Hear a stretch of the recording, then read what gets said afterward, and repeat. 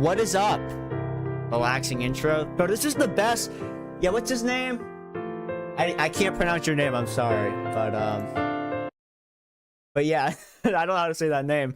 But no, that is the best best classical song, I would say. My ears. Bro, that's like the best classical song. That's Jesus Joys of Man's Desiring.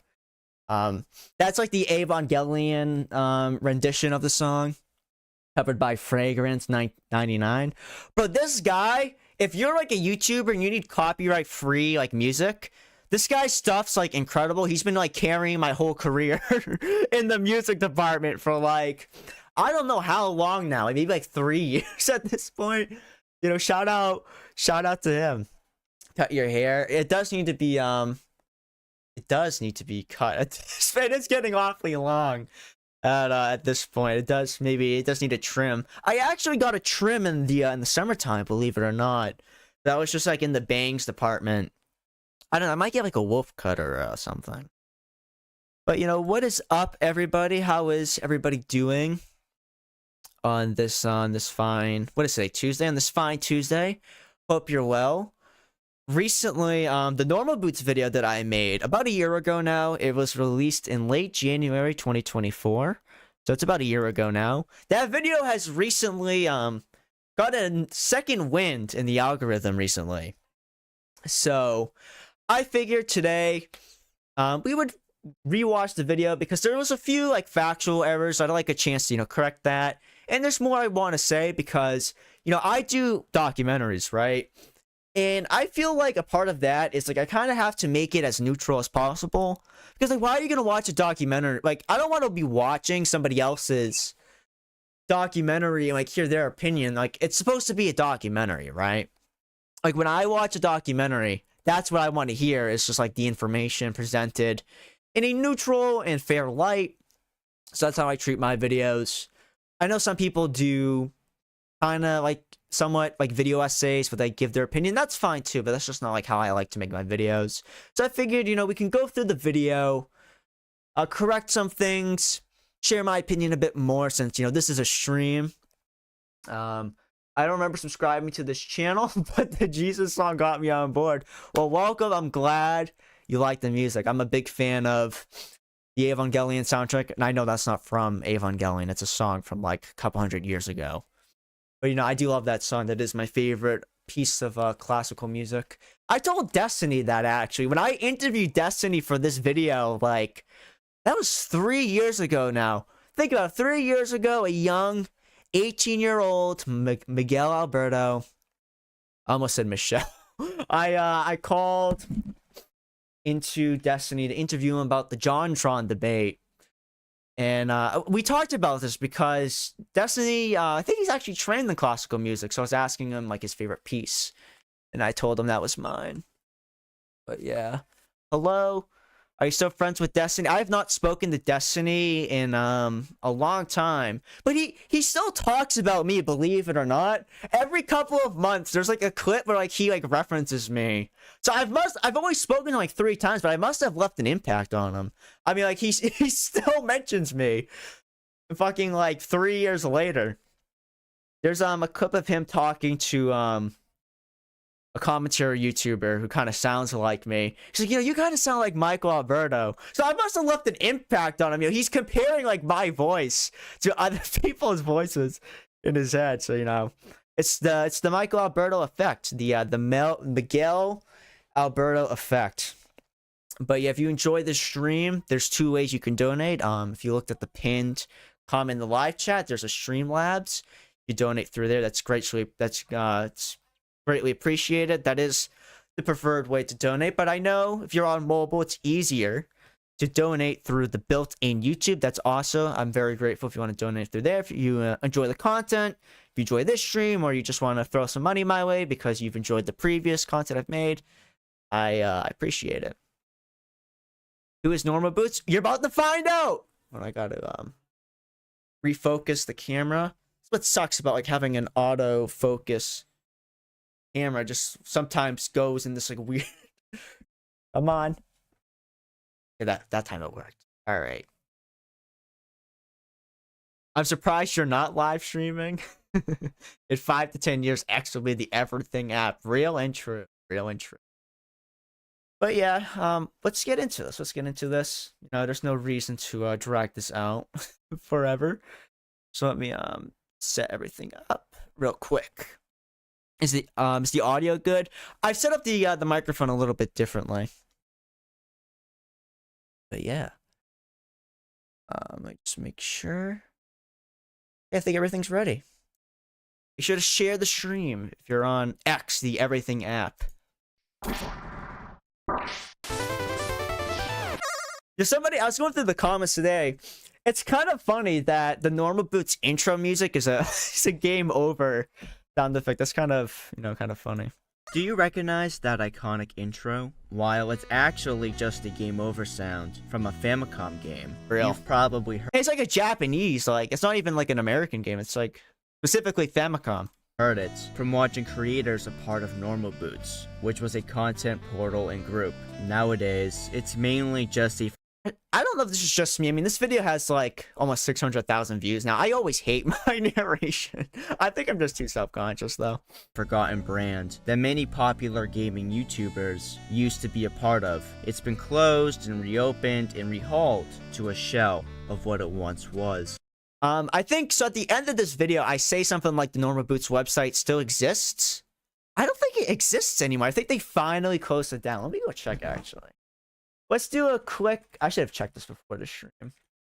I did a bunch of notes in preparation ahead of time. But let's see. What happens if you go...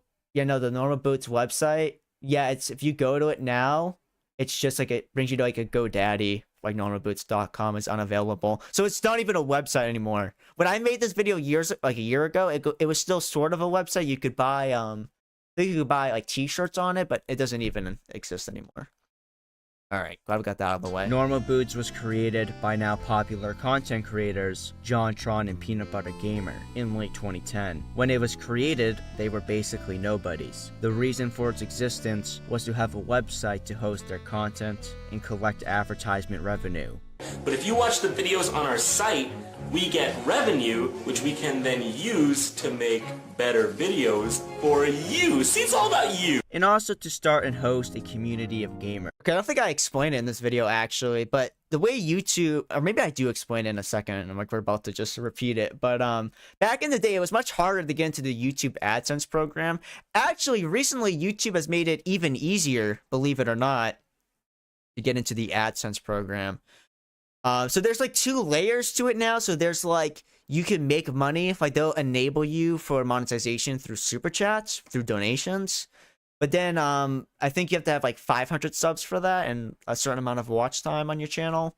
But then I think when you get to 1,000 subs, I think maybe 4,000 or 5,000 hours of watch time, then you can get advertisement revenue.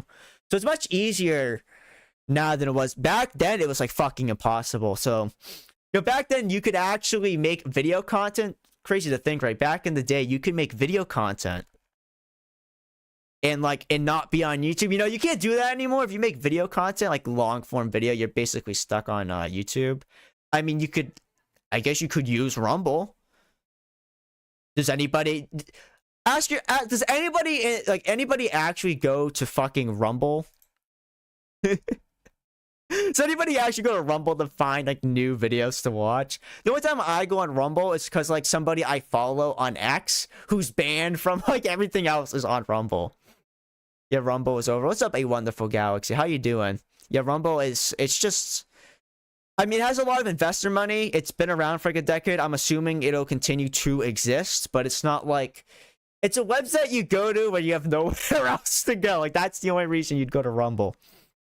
Nowadays, we take it for granted how relative. So yeah, back then, you know, American Video Game Nerd, all these people, they had to they would use YouTube to promote their website, and like that's how they made their money. Is of you'd go to their website and through Google AdSense, not Google AdSense on YouTube, but Google AdSense on your own website. It was just easier to get a part of that, so that's how they'd make money. Relatively easy it is to monetize your content. Back then, being in the YouTube Partner Program was a luxury. Real. And the money wasn't like how it is now. So a lot of creators would... This was back in 2010, man. It's so different now. Post their content onto YouTube to drive traffic to their website and make... I'm actually going to speed this up just a little bit. I like how you can like adjust, like they made it like you can really adjust the speed. Money through ads on there, and on their website, to help incentivize the audience to get off YouTube, they would release their content on there first. That's why when you rewatch old AVGN episodes on YouTube, there's a logo for another website with the original. Yo, Angry Video Game Nerd's so funny because so he was a part of like Screw Attack. Screw Attack, voice cracking. We'll get into Screw Attack in a little bit. So he was like a part of Screw Attack. But then they also had a thing with Game Trailers, and Game Trailers was owned by Viacom, which, you know, owns, like, I think MTV and, like, SpongeBob, like, Nickelodeon and all that.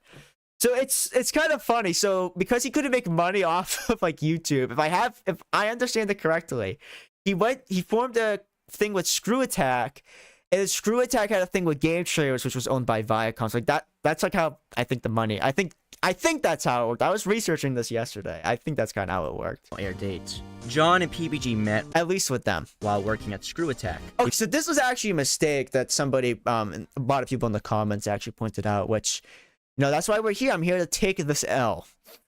So what happened, the mistake I made here was ProJared, who was a part of Normal Boots. He was actually working at Screw Attack. John and PeanutButterGamer were not. They were a part of the community section of the website. So that's how I got confused. You know, ProJared was a part of Normal Boots, was also part of Screw Attack. And JonTron and PeanutButterGamer, they were part of that community, but they weren't, like, employed by the website. So that's just, like, a misunderstanding I made. And that's why we're here. We're here to correct that. It's a little mistake. Video game media. Did I write anything else down in my note? I have, like, a list of notes of things I want to say.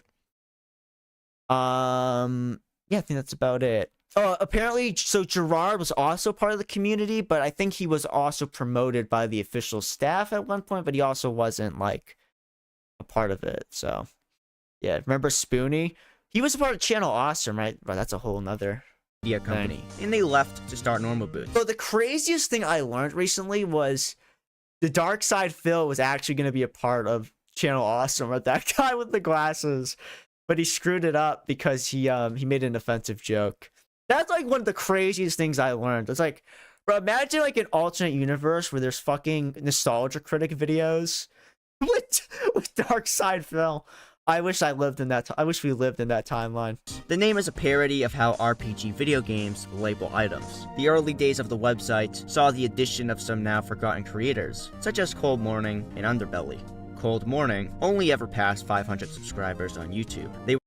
Bro, imagine like you were like cool with like JonTron and PeanutButterGamer, like the early days, like when they were nobodies. Like you were part of their group, but like you just were the first to leave for unknown reasons. They left Normal Boots around October 2011, and they haven't posted online since March 2014. From my understanding, they were replaced by the Completionist. Underbelly, which did skit comedy, left in June 2012, quickly being replaced by... I think I mentioned this, but Underbelly was actually featured. This is probably the only time they've been relevant since they left Normal Boots. They were featured in that big H Bomber guy video essay about what was it? About plagiarism, because one of the people from Underbelly like plagiarized stuff on that channel, and they also worked with Angry Video Game Nerd, so that's why they were featured in that video. Did you know? I'm pretty sure I mentioned that. Morning, the Underbelly channel was somewhat popular. As of now, they have about 50,000 subscribers. Their channel didn't last much longer after leaving Normal Boots. They tried to relaunch in April 2017, although it was very short-lived, and they've been inactive since. However, they've recently re-entered the public consciousness due to the channel being featured in the most recent viral video essay by H Bomber Guy. A video essay getting 14 million views in a month. I think that video has like 40 million views now. But I would love to see a screenshot of like the advertisement revenue. Not because like I'm a pocket watcher, but like a 4-hour video essay with 40 million views. I guarantee you that video probably made. I wouldn't be surprised if that one video made $500,000. Apparently one of their videos contained plagiarism. Looking at these creators who left early on, especially Cold Morning, so people roasted me on Twitter about this, actually. It's very depressing. It's like researching Pete Best. I mentioned Pete Best from the Beatles. The drummer who left the Beatles right before their fame. Okay, so somebody actually commented this like a few days ago. So apparently, another minor correction, he didn't leave the Beatles, he was fired. because he wasn't apparently that good of a drummer. I think in the 90s, he actually got compensation from the Beatles because a few of the really early Beatles songs that he was the drummer for before Ringo Starr, he actually got compensated when those songs were like re-released years later. Someone who was so close to fame and fortune, but either just weren't good enough or didn't stick around long enough to achieve it. And now their channels just sit there, collecting dust. The main goal of the normal... That shit is so depressing. Like they were that close, man. They were that close. I never heard of PeanutButterGamer until JonTron was being canceled. Really? Because like I think that's how I got into Normal Boots. I think it was through PeanutButterGamer because that's who I remember watching in elementary school. Yeah, I used to watch yeah, he used to do like the creepypasta videos, the G-file videos. Website would change over the years. It was closed in 2012, as the creators who operated it no longer depended on it What's up, Pumpy? to profit off their content. The channels listed on the website when they closed were JonTron, PBG, Continue, The Completionist, Indie Game Searchlight, and DidYouKnowGaming. Prior to Normal Boots reopening in 2014, Shane Gill of DidYouKnowGaming launched Hidden Block, a very similar content group to Normal Boots. It became affiliated after Normal Boots' relaunch, as DidYouKnowGaming would be a part of both groups. Now, why was Normal Boots relaunched? Well, because they had a new reason to run the website, for hosting content that was having issues staying up on YouTube. You need a new haircut, you look like your movie sucks. That might be the most motivating comment I've ever seen to get my haircut. As creators were facing issues with copyright takedowns around this time. So if they couldn't host a video on YouTube, the creator would make a video announcing the release of the video on their YouTube channel and tell their audience if they wanted to watch it, they had to go to the Normal Boots website. In 2016, a fan-made Normal Boots dating... Okay, so this is something else. I didn't notice this till today. This video has like 3,000 comments.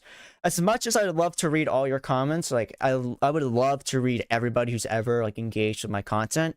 I can't do that. That's just too much. I need to, yeah, I need to. That's a little too much to ask to read 3,000 comments. Some of those people are very mad at me. It's like I can't read all those comments, but I didn't notice this until today when I was preparing my docket. Somebody who actually worked on the game left quite a few comments. They were like the main composer for the game. Let me see if I can pull this up real quick. I screenshotted a few of them.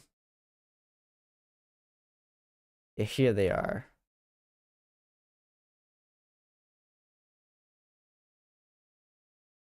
Frame this properly so you can see it well. There we go. So they left 2 comments. As someone who composed 2/3 of the soundtrack for that game, as well as music for Austin, Jared, and Gerard's channels at different times after the game's release, the memory of that game is very bittersweet to me. I can't deny it's aged horribly, but I hate to think of it discounting all the hard work which people like me put into it. That somebody pointed out. So it was technically a fan game, but it technically wasn't because PeanutButterGamer's wife worked on it. So said one quick inaccuracy that I don't think anybody else mentioned. The game wasn't technically a fan game. It was actually made by PBG's wife. It was actually massive, and most of the cast plus Hidden Block were very active within the fandom. Shane Gill's Twitch stream of his route where he passed out drunk mid-playthrough will forever be close to my heart. I didn't know that happened. Yeah, I think he actually did quite a few drunk streams back in the day. Shane Gill of what's it called? He's DidYouKnowGaming. Then the composer again. I don't know if they're I don't know who this is, but they responded again. True, though early on, Danny handed over control, writing and programming to someone, I don't know how you say their name, so-and-so, who wasn't directly involved with Normal Boots, at least at the time, and many of us who worked on the game were fans. I guess it was both a fan game and not a fan game in a way. So that's just interesting. That's like one thing that sucks about not reading your comments, because like, that's like a really cool piece of insight, you know, somebody... I talked about this person's game, assuming they were never going to see, and they actually left... There's more comments than this that they left, but these are 2 that I decided to screen cap and thought were worth sharing with you guys. Was released, with many of the creators actually providing their voices for the game. This marks the end of the Normal Boots golden age. It's all downhill from here. From Real. 2017 to 2019, notable creators, even one of the founders, would depart, seemingly due to controversies they got involved with. Normal Boots would relaunch again in 2021 with new creators like Chadtronic, but it's been abandoned once again, it seems. In today's video, we're going to look at the careers of many creators who were once, or still are, a part of Normal Boots, and see how they're doing now, and if they left, what caused them to leave. This is in no particular order. PeanutButterGamer, real name author. So there's actually, hold on, before we play the segment, actually, let me pull this up. Somebody left a comment about this, which I fucking like bursted out laughing when I saw it. Let me check real quick. Sure it's all good. Yeah, here we go. Here we go. Here we go. I love how these stories range from he went on a massive photo career on live stream and committed charity fraud to he gets fewer views, I guess, but he seems alright. And then somebody said, PeanutButterGamer, the Chad, perfectly content with playing with children's fast food toys and eating frozen pizza for a week. Because, like, yeah, PeanutButterGamer, he doesn't even do... Well, I mean, he still does the main channel, but he's actually found, like, a second wind of success the last few years. He does a second channel where he just talks about fast food. That's, like, the main thing he talks about. It's like he, like, tries fast food products. He's become one of those channels. I mean, he still does, like, the main channel, but, like, he has, like, another channel where he does that sort of stuff. So, I mean, I think that's pretty funny. You know, all these people had, like, charity... Like, some of these people had charity fraud scandals. He's just playing with, like... He's just doing fast food videos. Bro, PBG won. You know, I think he got out of, like, Normal Boots the cleanest. Out of everybody, I think he got out of it the best. You know, good for him. You know, he's a father now. WPBG. PBGW? Can we get a WPBG in the chat? Hargrave was one of the two original Can we members get a WPBG super chat? of Normal Boots. For a bit, he was on my DSP type shit. As we've seen, we've been live for so and so time, and we haven't gone to super chat yet, so. But people shit on DSP for doing that, but you know what? It fucking works for him, man. You know what? I can't hate on a man hustling. I can't hate on a man who's hustling. actually more popular than JonTron. Although, fuck PBG, make more Zelda month. Actually, he needs to do more Zelda month. PBG, do more Zelda month. I'm not even a big Zelda guy, but I remember he would put out like 4 Zelda videos a month, which was crazy because he would do like 1 video a month, and then November would come around, there'd be like 4 videos within the month. John would end up surpassing his popularity by a lot. PBG made videos as a child, but when he turned 19 was when he started creating content under the name PeanutButterGamer. The oldest video currently on his channel was released in October 2009. He produced humorous video editorials about games, with skits and the likes. Similar to the AVGN, but he had his own style to it. His content seemed to I love that, bro. This might be a hot take. I think that era of AVGN was like peak AVGN. Like, I think like some of the post-movie stuff was actually really good. Like the Game Boy accessories video, that's like one of his best videos. I think that's where that clip's from. I love that clip. focus more on the... I mean, yeah, that had to be 2017, right? Because he had the fidget spinner. I was in, like, I think 8th grade when the fidget spinner craze was a thing. Nintendo 64 era, which makes sense as he didn't grow up in the NES era like the AVGN did. Although, like all retro gaming channels, he didn't shy away from talking about the NES, because, I mean, if you're a retro gaming channel, it's like, how could you not talk about the NES? Prior to Normal Boots, he worked at Screw Attack, which is... Does anybody else think it's funny that, like, within the next, like, 5 to 10 years, there's gonna be, like, retro video game channels talking about, like, the Nintendo Switch? Does that like freak anybody else out? Because like when I was growing up watching like YouTubers, it was like people like 10, 15 years older than me talking about like, oh, I grew up with the NES and the Super Nintendo and the Nintendo 64. You know, now we got like people like Scott the Woz talking about like the Wii and the Wii U era because like that's what he grew up with. But bro, like we're like a few years out from like, yeah, I grew up playing yeah, my childhood game was Super Mario Odyssey. Does that like freak anybody else out? Like, there's gonna be people making videos in this style, talking about like the Nintendo Switch as if it's like a retro console. We're literally like 5 like years out from that. where he met JonTron. Some of the most popular videos he made... It's weird to think the Nintendo Switch came out like 2017. It's been around for like what, like 7 years now? Doesn't feel that long. It was where he would show off and discuss weird hacks he did in popular video games. The most successful video he ever made was called Super Mario 64 Hacking, and it has 13 million views. He was also known for producing videos relating to horror elements in games. These were my favorite to watch growing up. Like urban legends and creepypastas, running a series called The G-Files, with some of these being his most viewed videos. Other things you may know PBG for was Zelda Month. For years, every November on his channel, he would release numerous videos about The Legend of Zelda. He also made a lot of popular content about children's games, such as those based off the Arthur franchise. And also Putt-Putt, which is a pretty infamous point-and-click adventure game. I saw a comment make it like being like Putt-Putt's an infamous franchise. Was Putt-Putt good? I didn't grow up playing Putt-Putt. All I knew about Putt-Putt was PBG making fun of us. That's why I called it infamous. Maybe it's actually like a well-made game for kids. I don't know. I just remember PBG always making fun of the game. Released on PC for kids. On his second channel called PBG Gameplay, he hosted a beloved Let's Play of Minecraft. Yeah, I never got into the hardcore series. Did any of you guys like this? Was like I never watched. I know it's like pretty popular. Does any? Okay, I don't remember watching it. I think my friend really liked this series. Hardcore. On this mode of Minecraft, if you get game overed, you can't respond. The first season included guests like JonTron, the Completionist, and more, all playing on the same world at the same time. PBG never had any crazy or noteworthy drama that surrounded him. I kind of want to do a Minecraft hardcore series. Did you see Kai Cenat and iShowSpeed? They were live for like a week straight trying to beat Minecraft on hardcore. I think they actually died at the end at one point once. They like restarted again. He's kept a pretty clean record, unlike some of the other creators in this video. Nowadays, his channel does pretty well. Nostalgia gaming, Breath of the Wild. Well, people already talk about Minecraft in a nostalgic way. Like, Minecraft's like 15 years old now, man. I mean, I'm nostalgic about Minecraft. I grew up playing that, man. The game came out in 2009. There's already video essays talking about it in a nostalgic way. Even Jay Slat made the Minecraft video essay. I can't believe Jay Schlatt used to make fucking video essays. He made one talking about, I don't remember, what was it called? Yeah, it was called, a tribute to Minecraft. And he was talking about it in, like, a nostalgic way before. That was like 2018, man.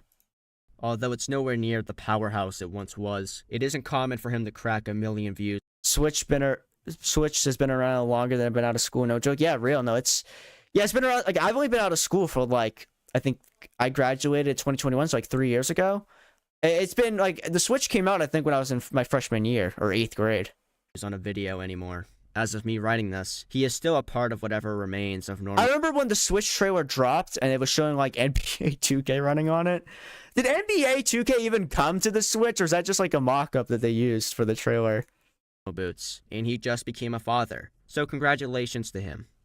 Jonathan Aryan Jafari, more commonly known as JonTron, was one of the original founders of Normal Boots, and their biggest star. He's Iranian-Hungarian, and the son of immigrants. Growing up, he was a fan of video games, and partook in musical theater. He started posting content as far back as 2003, posting animations starring JonTron's proof you could be a theater kid and still be cool. Anthropomorphic onions. For a brief while in 2010, he was a part of Screw Attack, which is a common theme among a few of the Normal Boots creators. He eclipsed people like the AVGN in popularity by a long shot. John became an actual figure in pop culture. Real. His videos were humorous, he had a very unique style to it, and they were slickly edited, which made them beloved. While he started his career talking about old video games, he eventually moved on to discussing movies, and even got to work with Disney on a Star Wars series. I think that's the craziest part of JonTron's career.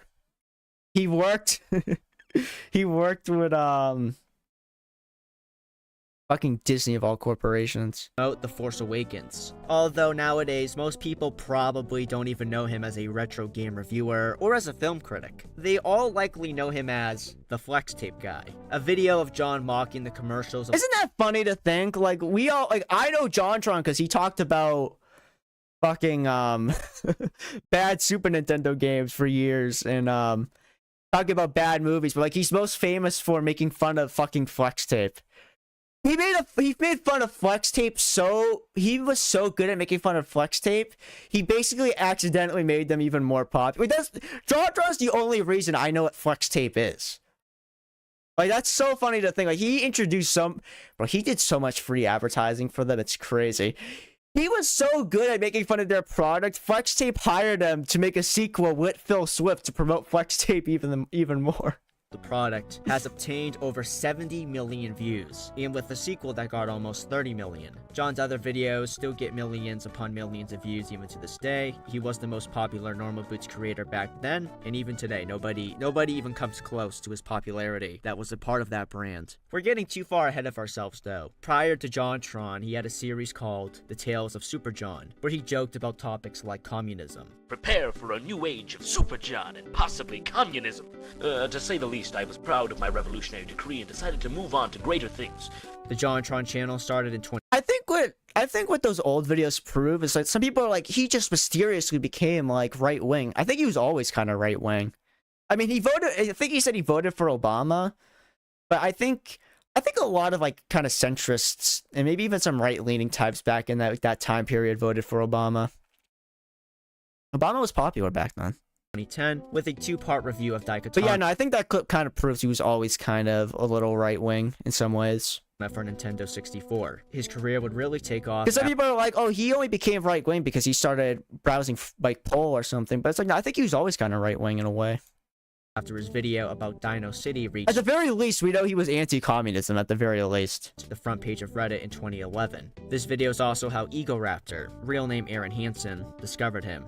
Over the past decade, JonTron has done many things. He was a part of the original duo of Game Grumps, a popular Let's Play channel with a cult fanbase. He would leave after about a year, which... You know, it's kind of crazy that JonTron was, like, one of the main guys from Game Grumps, but, like, Game Grumps, I think, is even more popular, like, even after he left. It's kind of crazy to think about. I mean, I don't really care about, modern Game Grumps, it's Dan and Aaron now, right? I used to, I was like a big Game Grumps guy, but I've watched quite a few of the episodes with John. I don't know. I mean, I think some of the most popular episodes were with Dan, but I don't know. It's kind of interesting because normally, like, when you have like a show like that where it's like two best friends playing video games every day and like one of the friends leaves, normally the show just ends. But it's actually really impressive on Aaron's end that he was able to find like a guy to replace him to help make the brand even bigger and like continue the popularity of Game Grumps. Led to speculation as to why. It was a very successful channel, and it wasn't hard to make an episode. All we had to do was record him and his co-host Aaron playing some games, pass the footage to a video editor, and collect a check. There's still discussion about this that goes on to this very day, and there's a lot of wild conspiracy theories. The Game Grumps channel is still around today, although I think most would agree its glory days are long over. For other best friends, I heard they unironically hated each other. It's just a business venture. I don't know about that. Maybe, I think they probably started off as like cool and it was kind of like a business venture, but I don't know. I think they I don't think you can like hate somebody and like run that sort of business with them. Like, you can't hate somebody and run a business where like you're publicly their friend. Like, that's not something you can really do. Especially Game Grumps wasn't like, John wasn't a short-lived thing that lasted like over a year. Worthy things John got to do. But yeah, no, I think it's fair to say they don't like each other now.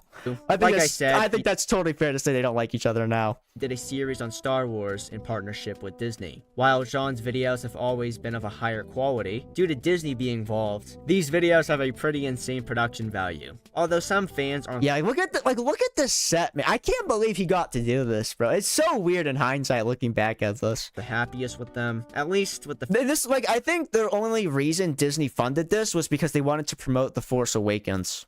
First few episodes, likely due to the fact that John didn't even direct them. He would direct the later episodes, and that seems to have paid off. His fans were really happy with the final episode, as Aaron from Game Grumps appeared in it. A nice little reunion, after there was speculation of the two not being on good terms. I think it's fair to say. Do you remember when, was it Dan, one of the Game Grumps guys got accused of, I think grooming. I don't know if it was fake or not. I'm not going to make any comment about that. But when that happened, I remember JonTron made like a super viral tweet that got like 100,000 likes, where it said something like, "Does this mean we could it was Dan. Does this mean we could finally finish Sonic 06?" He said something like that. So I feel like that means him and Aaron still aren't on good terms. I think Aaron said something negative about John after the Destiny debate. Listen, there's a lot of esoteric JonTron lore I would love to go over. Maybe someday we can go in. Yeah, I was working on a.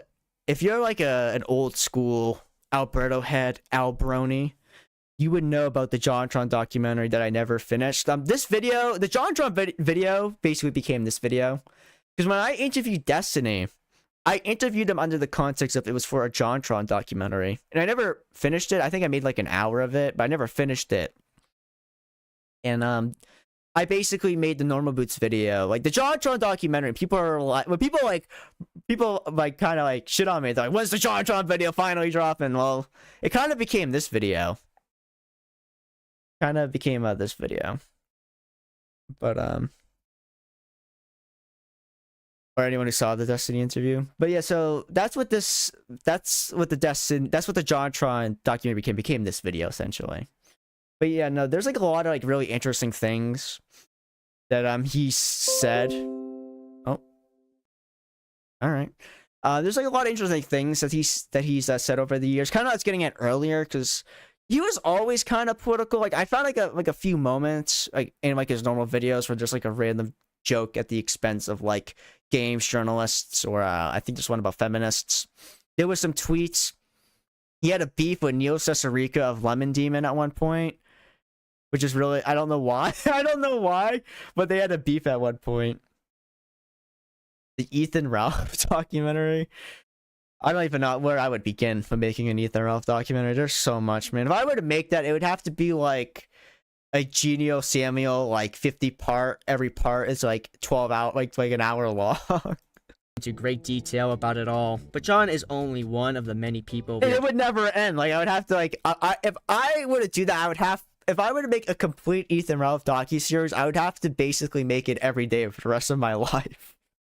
Talking about today. So let's just jump to the most 20 hours, one part. I don't even think that would be enough time to cover everything, honestly. Already. Now, There's John's so much. departure from Normal Boots happened around the time of a major controversy he got himself into. At the beginning of 2017. That's not a dig at Ralph. That's just like the way it is. That's just the way it is. I think even he would agree with that. If you clip this and sent it to him, I think even he would agree with that. That would be quite the undertaking. You could probably make like a 5-hour video just about 2023. You could probably make a 5-hour video just about that. 2017, JonTron started to talk about politics a lot. He even went onto a live stream with right-wing commentator turned politician Sargon of Akkad. I think Sargon identifies as a centrist now. I don't care. I think it's still fair to call him right-wing. Which that drew some attention, but what drew even more attention, both positive and negative, was when he defended. Yeah, Ethan Ralph's Mexico. He's still in Mexico. Like, but I couldn't do like an Ethan Ralph like documentary just about his time living like in a foreign country because he still lives there. I don't think he's ever gonna move back to the U.S. I think he's just gonna continue living there. I mean, Mexico. I mean, he's in like he's in Merida. He's in the Yucatan. Is it prefecture? Is that how Mexico works? It's a nice area. At the time, Iowa Republican Congressman Steve King's anti-immigration views. Afterwards, he went on to the live stream of liberal. You know, I had the opportunity to meet Steve King and I didn't. Gamer Destiny to the it's kind of funny in hindsight. All of this caught his audience off guard. But I just As do. while JonTron does have a history of making political statements for years prior to this, they were few and far between and never got too much attention. And because his content was generally apolitical, as it was just him talking about retro video games, he had a lot of different people from all over the political spectrum subscribed to him. So you have a guy who is very rarely political, mainly known for talking about Banjo-Kazooie, and has a very large audience of a bunch of different people, and now he is openly making and sharing divisive statements and worldviews. You were going to get a lot of people defending him and hating him. Shortly after his appearance on Destiny's stream, there were a bunch of articles that were released that criticized him. A lot of people on the left wanted him to be cancelled, and he did face cancellation of some form. One of the consequences of Some people were mad about this, but I think this was like a pretty like nuanced, like kind of like centrist. I know some people like hate centrist content. That's like fair. Yeah, I partially get like wanting like content to be like explicitly left or right wing, but for like just like a documentary about like gaming creators, I think this is like a really fair retelling of like what happened. And I think some people either wanted me to like explicitly like condemn him, be like very open about like, oh, I don't like this, or be very open, I'm for it. But I'm I'm sure you can retell the story, man. being more openly political was his voice work being removed from the Why did like Scott Listen, just because this is something people do now, just because I have long hair, it's like, oh, you also look like this this person with fair skin and white hair. It's like, bro. spiritual successor of Scott Banjo. Presler, like, I'm like 5'10". Scott Presler's like 6'8". I don't know. I don't think I look a lot like him. He's a tall man. Zooey, called Ukulele. This decision was controversial among apolitical and right-wing backers of the game, and fans of John. A while back, I got to talk to Destiny about his most infamous debate, and he said he disagreed with how John was treated. Maybe I gotta go back to the shorter hair. Maybe I gotta go back to this. Chad, should I go back to this haircut? I think I gotta go back. I think this haircut actually looks better. He also added that he doesn't like the narrative that exists, that he was trying to destroy JonTron's career. What do you think about this whole, I guess, debate nowadays? What do you think about it, like, in retrospect? I'm a little bit disappointed that people view it The shorter hair? Okay, maybe I'll go back to on both sides. People viewed it as me, like, trying to destroy JonTron. I really wasn't. I don't know if you've listened to the whole thing or not, but, like, there were a few times where I tried to give him an out. Like, my impression of him then, and still today, was just that, like, I thought that he'd listened to a lot of really dumb shit online, and I just kind of wanted to, like, challenge him a little bit on it. My goal was never to, like, out him as a white supremacist or white nationalist or destroy his career or any cringe shit like that. But a lot of people on the left and right take it that way, so. Do you think he was treated unfairly by the media and by the left and people like that?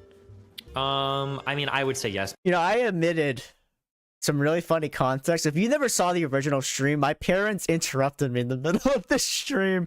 This was like when I first started like doing like live streaming as like a full-time kind of like job.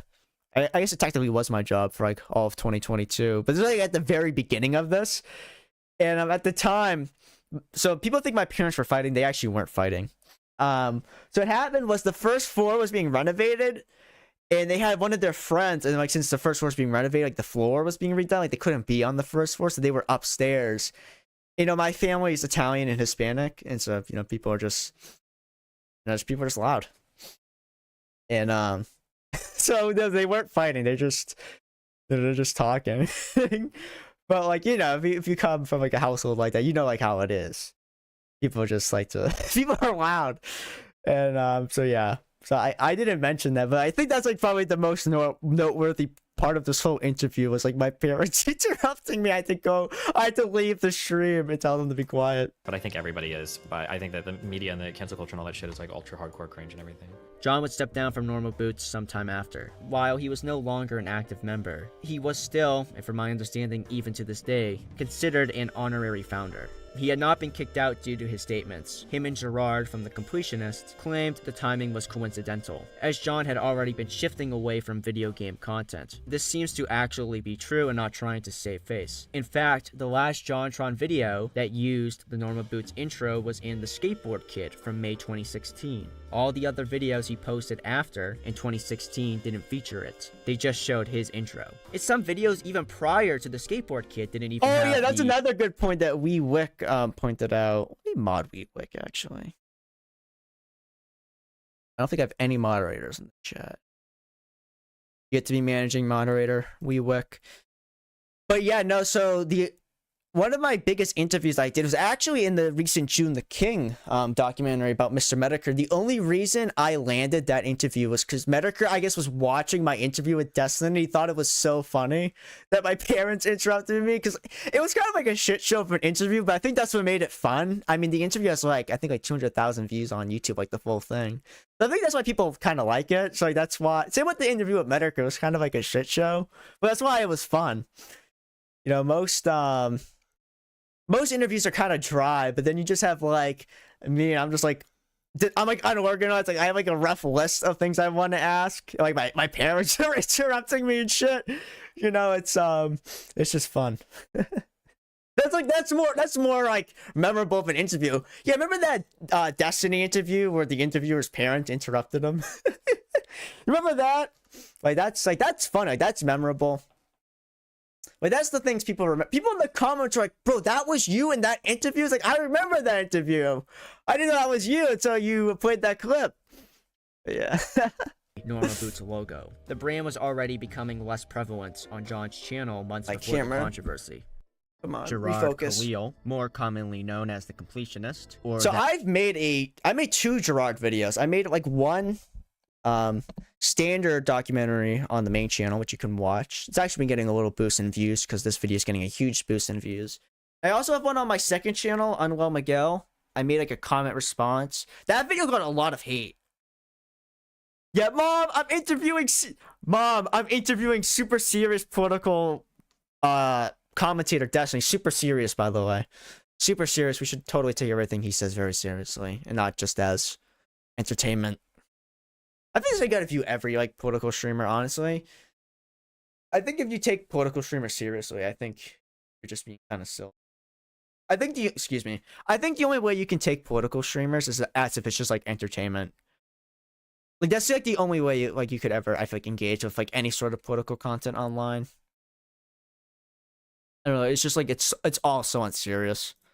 That one video gamer has a unique gimmick compared to everyone else we discuss in this video. While yes, he does review video games, he plays... But yeah, a lot of people didn't like my, there was a little controversy with the documentary I made about Gerard, because I kind of defended him a little bit.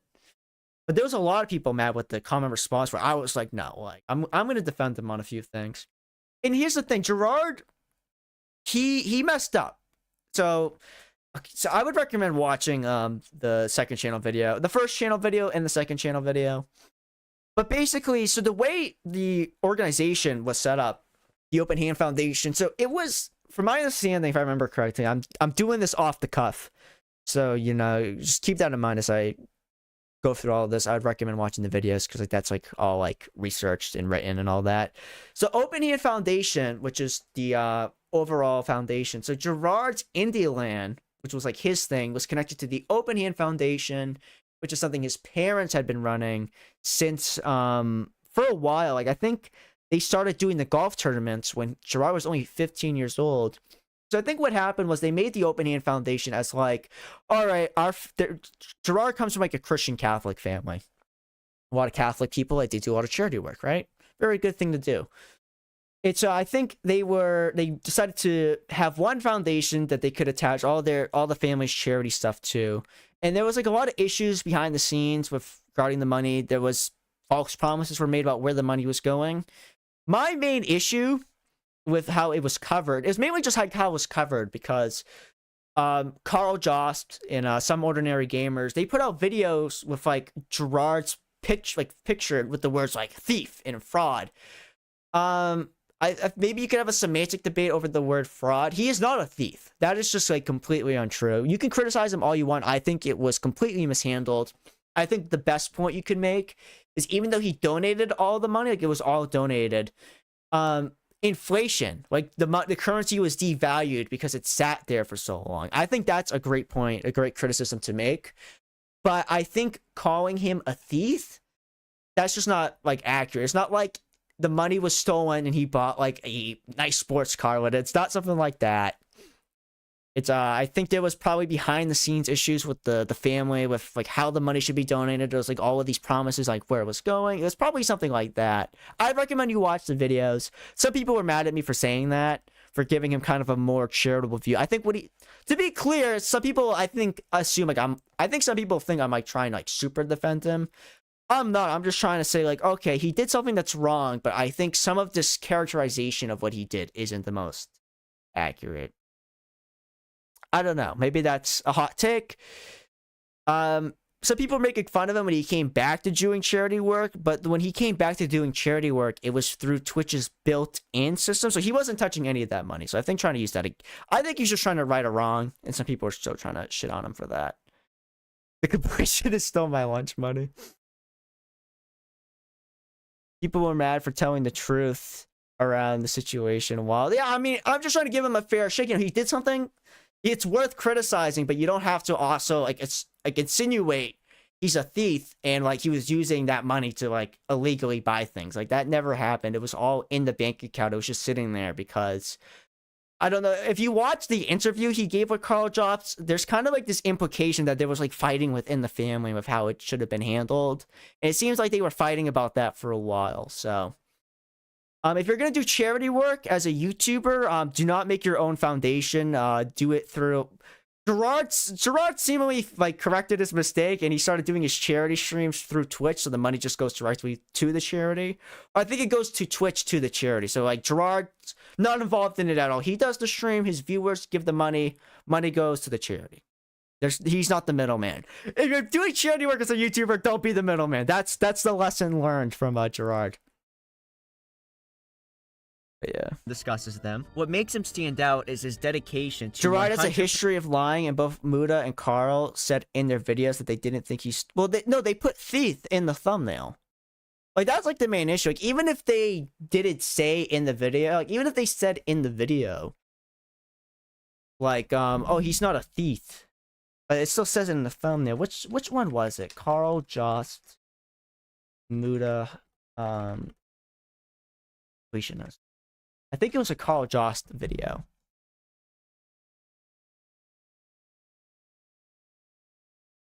Who? Yeah, right here. Right here. Let me show you this. Right here. Fraud, theft, lies. There was no theft involved. There was never any proven theft going on. He donated all the money. And while it's true the money was devalued because it sat there for so long, that's a totally fair criticism. I just don't like the sensationalization. Am I saying it right? I don't like how it was sensationalized. That's what I don't like. That's like my main critique. And like, even though maybe they said in the video, so here's the thing, right? There's a thing on YouTube called impressions, and then there's like views. So my normal boots video, I think, has like almost 600,000 views now. I guarantee you, if I were to go into the analytics and check how many impressions that video has, that video probably has like 5 million impressions. Meaning, like, it showed up in people's sidebar, or, like, they saw it because they typed in normal boots and they saw it in something like this. A lot of people, like, don't watch the video. They just read the headline. So if, like, your headline contains the word theft as, like, clickbait, like, you're still calling him a thief, even if in the video you say, well, I don't really know. Like, that's I think that's a little slimy.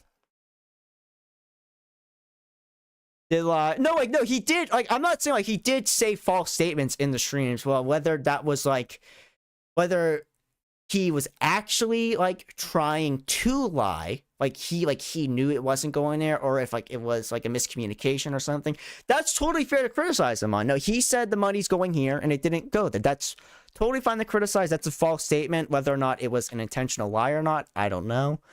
But, like, I think that's just the issue. Like, I'm mainly just criticizing how it was sensationalized. Like, that's all I'm trying to say. I don't think he's an evil mastermind, you know, trying to use people's goodwill to buy himself a nice sports car with charity money. That's like my issue. That's how I feel like some people portrayed him, and, like, I just don't think that's an accurate portrayal. That's all I'm trying to say. % completing them. Hence his name. He'll unlock. Yeah, there's a difference between, like, straight up lying and saying something you don't think is going to be true. It wouldn't be an issue if he was honest about using the charity to fund the stream event. Yeah, no, he should have been more honest. He should have been more honest. I think some people were upset with his response video because, like, well, this doesn't feel super genuine. I mean, the reason why his response video probably doesn't feel super genuine is he has to have a lawyer tell him what to say. So, like, that's why it doesn't feel... Like, right now, I'm just giving you my genuine opinion. I'm just, like, saying, like, how I want to say.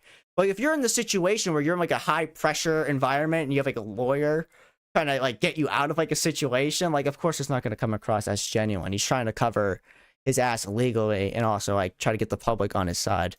Every aspect of the game, collect every collectible, and unturned every stone. While, obviously, he does other content too, because 100%ing a game isn't the easiest feat in the... See, I think some people think I'm trying to, like, sweep it up for him. I'm just trying... My point when I was making my documentary was I want to give him a more, what I felt, accurate portrayal. That's all I want to do. That's all I'm trying to say right now. Because I know we have, what's his name?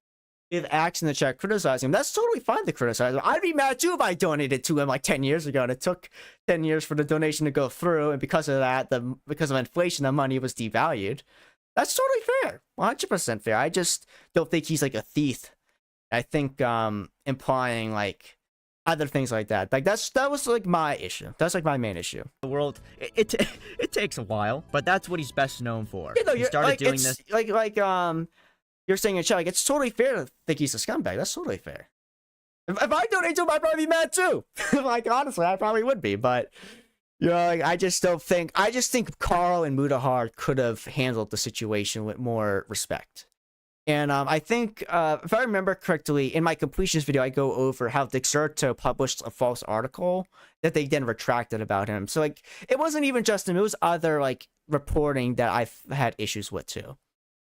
In 2012. That's in all a I'm trying CNN to article, get across. he says he started doing YouTube after an argument, while he worked at Best Buy after he graduated college, and he was trying to figure out what he wanted to do with his life. Although it didn't go anywhere until a chance encounter. At this time, he attempted to launch a career on YouTube 4 times, although it never took off in the way he wanted. In a Red Bull article, he explains how he met Aaron Hansen of Game Grumps fame, and how that helped encourage him to not give up. Yeah, so... Yeah, here, I'll go over He it. met Aaron through his friend, JonTron. Gerard then quit. Yeah, I noticed this. When he was talking to Red Bull in 2017 after the JonTron controversy, he leaves out JonTron. Or maybe the article writer left them out, because I mean, this isn't an exact quote.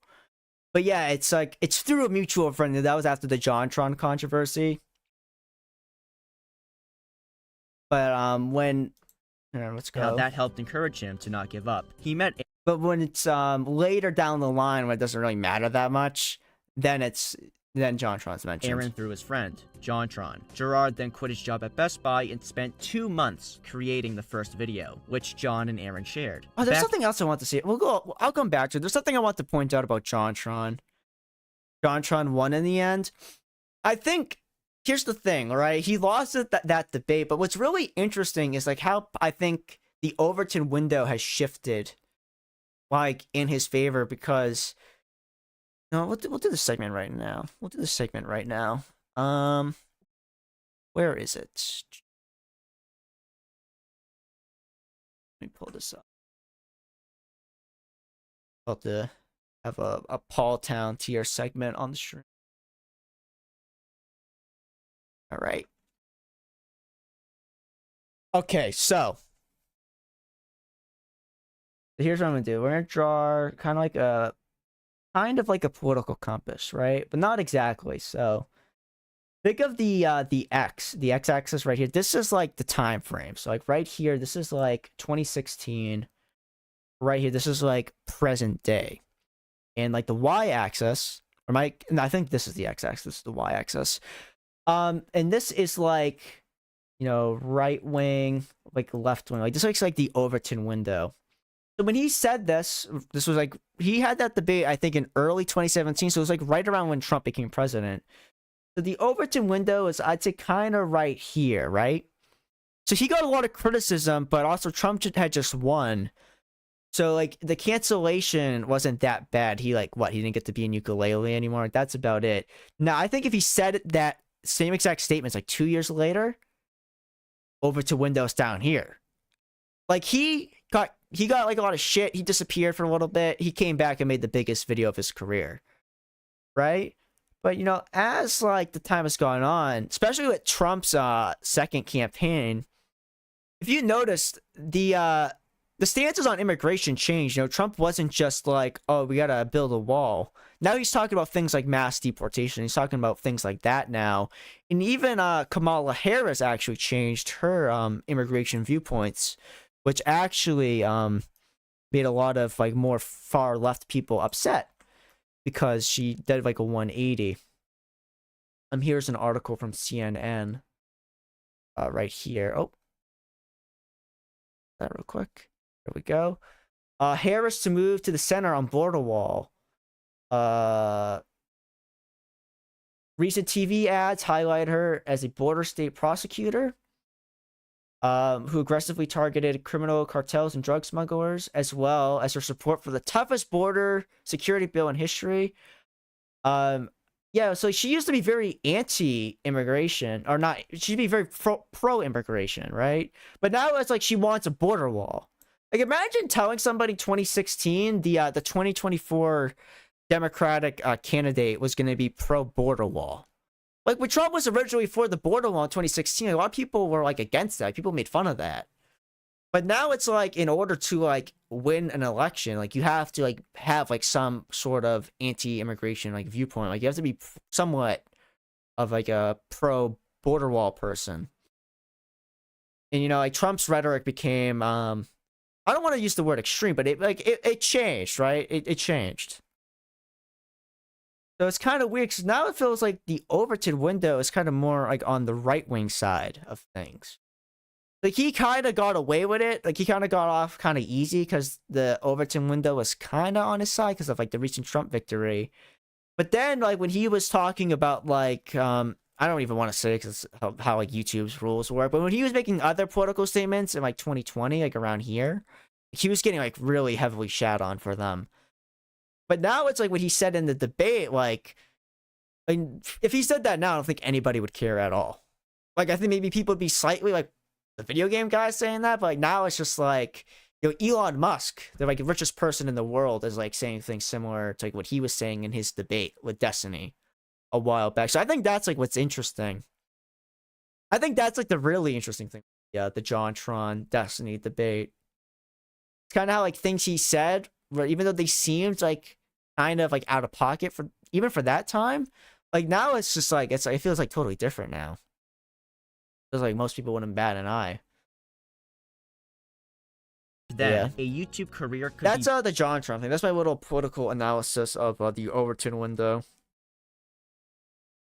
But yeah, born with just one shout out, and it worked. He was given a career. Did you see? It's so great. Bro. Yeah, Josh. No, like he was ahead of the curve in terms of like the Overton window on like that sort of stuff. He made other political statements too. I don't want to say it because I don't know how like YouTube is with talking about certain issues. But like he said other things in like 2020, 2021 that you can find articles talking about him. He was sharing memes, being a little skeptical of things. Put it that way. Decided on the I'm just saying this to protect my monetization. Completionist because no one else was making content beating games to a ridiculous But yeah, degree. I'm not even necessarily saying like, because I mean he lost the debate, like he lost the debate, but it's just kind of interesting how like over time, like the Overton window has shifted. That like if he said that sort of stuff nowadays, like I think more people would have been on his side. And that's just how he played video games. It started when he was a child. He would fully beat the game in hopes his parents would buy him more. Someone who helped Gerard out a lot during the early days was a man named Greg Wilmot. He had a falling out with Gerard in 2015 and stopped appearing in the video. Bro, Greg Wilmot is like a generational hater. I talked about this in the Completionist video, the solo one I did. When Gerard got canceled, he came out, like, he was gone for years. Like, he wasn't posting anything for years. He comes back to Reddit, posts a picture with him and a timestamp, like, proving it was him. Just to, like, give Gerard, like, a fuck you post, being like, I always knew something like that was gonna happen. Bro. Like, that is like, bro, you know that's how you know somebody really doesn't like somebody. When they don't say shit for years, but then but right when that person is in a little controversy, they come back just to say, yep, I always knew he was a charity fraudster. Like, he was like, no, you did not, bro. Shut the fuck up. You did not know. He was like, I always knew that family was up to no good. It's like, well, you're telling me you knew he was a charity fraudster the whole time? He's like, I'm happy I never had my fingers in that pie. He's saying shit like that. It's like, oh, well, I get you don't like him, but like, come on, man. So I'm gonna squash it all right here. Greg and I had a falling out. Friends fight, friends bicker. It wasn't pretty. It wasn't good. I don't even want to watch this part. Yeah, then Greg issued all the videos get taken down. I just want to kind of get through quicker. Is there anything I had written down for a completionist? No, I think I already went over everything I want to go through on the completionist. I mean, we went over my opinions on the charity fraud thing. We'll actually skip to the charity fraud part, actually. Removed JonTron from I don't ukulele. want to be on this While one I was segment making this video, forever. he got into a massive controversy regarding his charity foundation. If you're enjoying the content, I'm going to chill a little bit and a super chat through the built-in system on YouTube. You can also send one through Streamlabs. I don't know if the alert thing is set up. Actually, I should probably cut it off, actually, because I don't think I have any of the safety things. 1 second. Turn off the alert box. Actually, I don't want somebody to send in that super chat. Alright, I think we're all good. In which he was accused of withholding over $500,000 of But I'll read donations he's received over the course of a If decade. it's, The accusations come If I can, if it's not. If it follows TOS. From creators Carl Jost and Some Ordinary Gamers, and they had the tax filings to prove it. Gerard claimed he was not aware. Oh yeah, I think you're right about that actually. Greg may. I think I included that in the second part though. Greg may have known about the family drama. Didn't include the part where Gerard originally lied. I think I have that in the second part, the second video actually, where there's speculation on whether or not they were still friends. Yeah, because I think he made like I think Gerard made a Reddit post apologizing for that actually, if I'm not mistaken. Actually, you can correct me if I'm wrong on that one. I think I have that in the second video. After we finish this, we'll go back and check that. Until either 2021 or 2022 that the money had not been moved, and he had been working on figuring out a way to send it. He also admitted he did spend some of the charity money to help cover expenses relating to his charity events, but he claimed he had the full amount and will be trying to donate it as soon as possible. Okay, so here's the update. While I was making this video, it took a while. This video took a while. Carl and Mutahar released more videos. While Gerard was publicly quiet, they pointed out Gerard's family was involved in their own charity work, and they called it a scam. In these videos, they publicly requested the authorities investigate Gerard and his family. Yeah, the money was never missing either. Like, it was always just in the bank account. That's how he was able... I think, like, when the videos came out, I think he donated the money within, like, 2 to 3 weeks. Yeah, obviously the money wasn't missing. They had it the whole time. After these videos were released, Gerard donated the $600,000 to AFTD. He then threatened the loss... Also, this is another point I made in, like, the second channel video about Gerard. People are like, well, there was actually... I think there's an extra $50,000 still in the account that they didn't donate, but that's because Open Hand Foundation still does charity work. They had a golf tournament, I think in May of this year. So obviously they wouldn't completely empty out the account. Now we just gotta hope that they are gonna stay consistent with donating the money, and we'll see how that goes. And has gone back to posting his regular videos. I'm sure this is far from the end of the story. Maybe I can make a full documentary going into great detail. I did, and I made a comment response video, and I'm still defending that comment response video even 6 months later. When it's over, if you guys are interested, let me know in the comments. DidYouKnowGaming is a YouTube channel that produces slick videos going over video game fun facts. What makes this channel stick out is the fact the videos have consistently had different hosts and narrators, often popular YouTubers. The channel was created in 2012 and quickly took off. On Facebook, it received 20,000 page likes in about 8 weeks. DidYouKnowGaming was a part of Normal Boots prior to the first shutdown.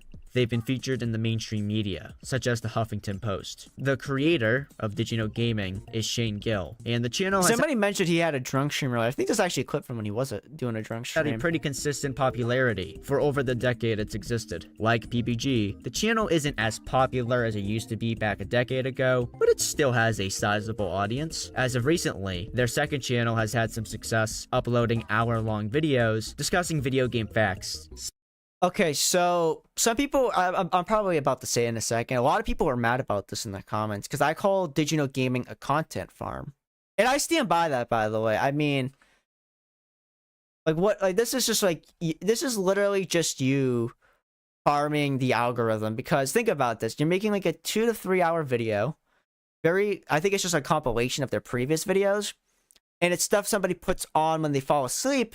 And obviously when someone falls asleep, they watch the whole video. They watch the whole video and you get all the ad revenue from all the ad breaks. You probably get more money because they're listening to because they're asleep, so the whole ad plays through, so you're probably getting more money. So, I mean, it is a content farm. Now, that's not to say they don't do good stuff. People are like, well, they do good journalism. It's not, just because you're a content farm doesn't mean you make bad content, but, like, that's what they do. They put out videos constantly. There's no, like, central personality behind it. Like, people go to JonTron because it's JonTron, like, as a person. They like him as a person. Right? People go to Scott DeWaz because it's Scott DeWaz. They like him as a person. Even Scott DeWaz kind of content farms a little bit on the Scott Stash channel, but like I like those videos. I watch those videos all the time. The Scott Stash videos. He puts out good shit over it. Just because of the content farm. All I'm saying is to the people mad in the comments, I called them a content farm. I didn't mean that in the bad way. I just meant that because they don't really have like a central personality, and they are very consistent with putting out videos that are just like very strict, kind of dry. Doesn't mean they can't do good journalistic research. I've heard they've done really good stuff, actually. I love DidYouKnowGaming remaking the same video in facts for years. But yeah, it's kind of like what I'm pointing out. Like Channel has had some success. They churn stuff out. I think it's fair to call them a content firm. That's not necessarily a bad thing. Doesn't mean they can't put out good videos. Us uploading hour-long videos discussing video game facts specifically designed to help you fall asleep. In my opinion, DidYouKnowGaming is the least interesting channel to discuss from Normal Boots, as it's just a content farm putting out gaming fun fact videos. Yeah, people are like, "Oh, they do good journalistic research, bro." I'm like, I'm sure they do, but like, most of their videos are just like guest YouTube narrator reads out facts with kind of slick editing. Like that's every video they've basically ever made. It's not exactly the type of channel to have some huge controversy. Although, in late 2022, Nintendo... They received some copyright strike, then they got hacked at one point. I think Shane controls the Normal Boots X account. Whatever. Continue is a trio who produce Let's Plays. Yeah, bro. I don't even know why I put this there. I think I don't know, sometimes like when I'm making a video, like I'm like really thinking like how could somebody like try to nitpick this? So I'm really careful with how I word things, and because like I didn't want to re-record to say like they're a gaming channel instead of Let's Plays, I put out this like little editor's note right here. of retro video games. They joined Normal Boots in May. I don't like I never watched Continue. They're just like a small kind of Let's Play trio who is a part of Normal Boots. They have like even though they're small, they do have like a hardcore audience. So good for them. 2011. The hosts are Nick, Paul, and Josh. Continue had one of the smaller audiences of Normal Boots. Unlike Then they from Patreon alone, they left Normal Boots in 2020. and they left. Yeah, I don't think Continue is that interesting. They didn't have some crazy controversy. They were just like kind of like the smaller guys who hung around, and they had their own little kind of hardcore audience, but nothing too interesting. That's why they have like the shortest section of the whole video. There's nothing to really All of say. these creators seem to focus on a gimmick to try and separate themselves from the ProJared. rest. And ProJared's focus was on role-playing games. Similar to JonTron and PBG, he started off at Screw Attack, but was either fired due to him ignoring his obligations to focus on his personal channel, or he left to pursue his own personal projects. It's not quite clear. Prior to Screw Attack, he was a GameStop employee. His channel was once very popular, So yeah, boasting a million. He actually did work at Screw Attack, and actually, we can pull this up. So somebody in the comments was like, there's an interview where Stuttering Craig of he does side scrollers now, or he's always on side scrollers, but that's what he's doing now, the side scrollers podcast. He had that big interview with DSP, but he was one of the founders of Screw Attack, and I actually found the interview where he talks about it. So for Guys on my context, team, the Screw Attack team, who are like, the audio you're listening to, this is Stuttering Craig watching a documentary about ProJared in which June the King is playing the audio interview talking about why ProJared was fired. have you seen these things that Jared's posting? And it's like, it's one of those things where if anybody posts that stuff about your company online, you get fired for it, And Jared was really funny. Obviously, he's super talented, right? He's super talented. He has this weird like charisma to him that people gravitate to. But he's also a jerk, and I think he'll tell you he's a jerk. And that didn't really fit with kind of what we were doing. And eventually, it was just time for him to go. And so I fired him. And he was pissed about it. He didn't want to be. It's like at a certain point when you say all this stuff about the company you work for, the hammer's going to drop. But I fired him and offered him unemployment. He said he didn't want it. And that was legitimately the last time I ever spoke to him. That's harsh. There you go. He was talking shit about Screw Attack online, and they fired him. Subscribers. He even got to guest star as himself on the Nickelodeon show Game Shakers. Skywhale! I'm ProJared! And I am Wes. When I originally tried uploading this the first time, I had the full clip, but it got copyright claimed, so I couldn't use it. I had to like re-edit it, just have this clip. But yeah, he had like a full segment on a Nickelodeon show, a Dan Schneider produced show. Which at this point, I think Game Shakers was the show. I think that was like Dan Schneider's final sitcom, and it's obviously one nobody gives a fuck about. It's still, I think, an accomplishment. Obviously the Dan Schneider shows people care about. Dan Schneider's obviously a very controversial figure these days. But the Dan Schneider shows people care about is like what Drake and Josh, iCarly, Victorious, Zoe 101. Then I think he did Good Burger too. Like, that's what people like about Dan Schneider, like those types of programmings. I thought Henry Danger was actually good. I was still like kind of a kid when Henry Danger was airing. I liked Henry Danger. I thought it was funny. This was the final sitcom.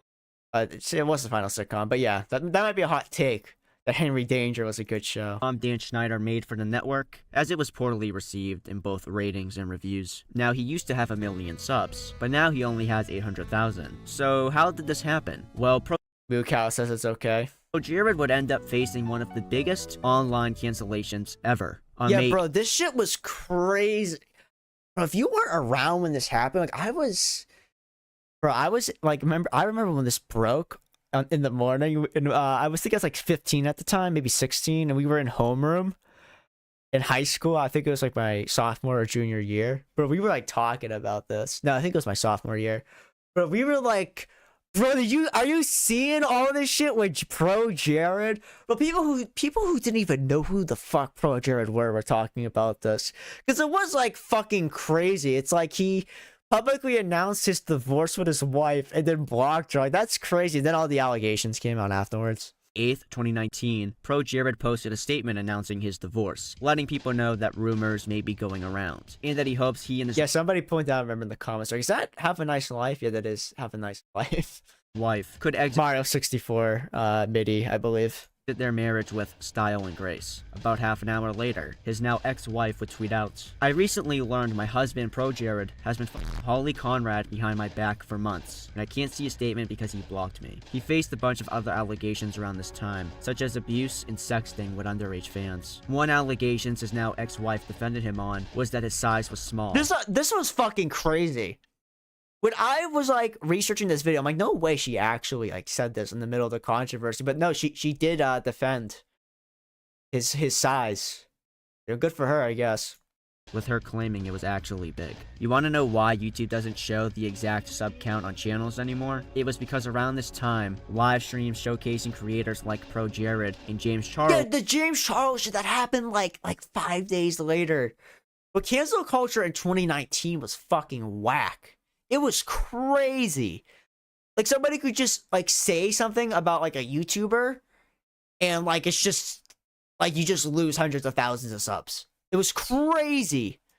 Losing subscribers were becoming popular. YouTube removed this feature to try and curb cancellations like this. ProJared lost over 120k subscribers in a single day. Normal Boots would cut ties with ProJared during all of this, and the Game Grumps took down videos containing Jared. ProJared will later respond on August 27th of the same year, in a video titled "You've Been Lied To," in which he denies being a sexual predator soliciting minors. For those of you who are unaware, a few months ago, some individuals circulated serious accusations against me. And I want to make it perfectly clear. Isn't James right Charles? now. I don't know. I don't know the ins and outs. I think he was accused of sexting with like a 16-year-old when he was like 20 or something. I don't know the ins and outs of that story, but I'm just saying, like, the fact that you could just, at that point in time, you could just say something and like people would like do live streams, like showing your sub count, dropping like hundreds of thousands of subs. Wait, that doesn't happen anymore. That doesn't happen anymore. But like, that was like a crazy thing back then. They are false. And I have proof. I have the receipts. He straight up denies talking to one of his accusers, who said they sexted with him while they were underage. It's also important to note that he states that he has no evidence of us ever interacting. So all we have to go on is his word. And in an instance such as this, where he has no evidence, my word is just as valid as his. And here's the thing with that. I don't remember ever talking to this person. None of what he claims sounds familiar to my memory at all. The actions he describes doesn't sound like something I would ever do. Nothing in it sounds right or familiar. And through everything that I scoured with any and all possible correspondences that I could have access to, I found nothing with Chai whatsoever.